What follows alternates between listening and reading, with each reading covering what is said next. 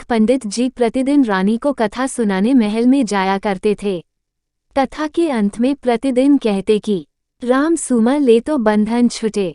कई दिन कथा सुनने के पश्चात एक दिन पिंजरे में बंद तोता बोला, यूं मत कहो रे पंडित झूठे। उस समय तो पंडित जी मन मसोस कर रह गए और चुपचाप चले गए। परंतु अब तो तोता प्रतिदिन पंडित को झूठे कहकर संबोधित करने लगा।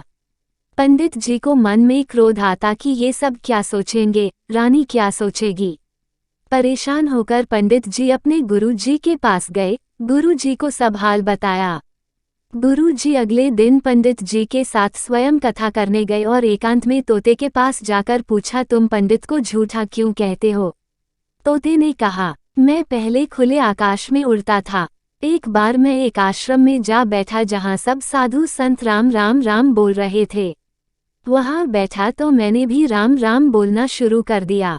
एक दिन मैं उसी आश्रम में राम राम बोल रहा था, तभी एक संत ने मुझे पकड़कर पिंजरे में बंद कर लिया। फिर मुझे 2-4 श्लोक सिखाए। आश्रम में एक सेठ ने संत को भारी दान दक्षिणा दी।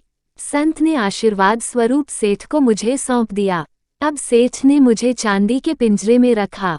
मेरा बंधन बढ़ता गया। अब मैं स्वच्छ वायु और ताज़ा फलों के लिए भी तरसने लगा। निकलने की कोई संभावना न रही। एक दिन उस सेठ ने राजा से अपना काम निकलवाने के लिए उपहार स्वरूप मुझे राजा को दे दिया। राजा ने खुशी खुशी मुझे ले लिया, क्योंकि मैं राम राम और श्लोक बोलता था। रानी धार्मिक प्रवृत्ति की है, तो राजा ने मुझे रानी को दे दिया।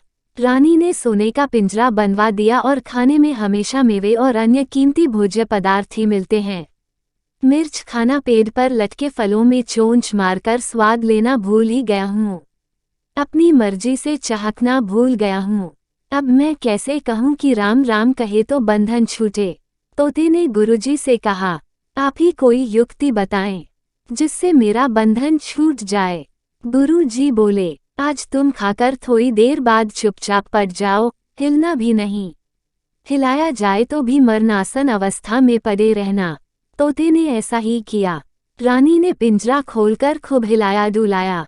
थोड़ी देर बाद रानी ने सेवकों से कहा, ये तोता मर गया है, इसे बाग में गड्ढा खोदकर दबा दो।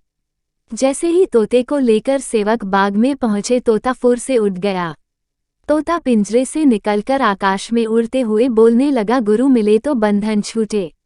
अतः शास्त्र कितना भी पढ़ लो, लेकिन सच्चे गुरु जब तक रास्ते ना बताएं तब तक मुक्ति पाना संभव नहीं।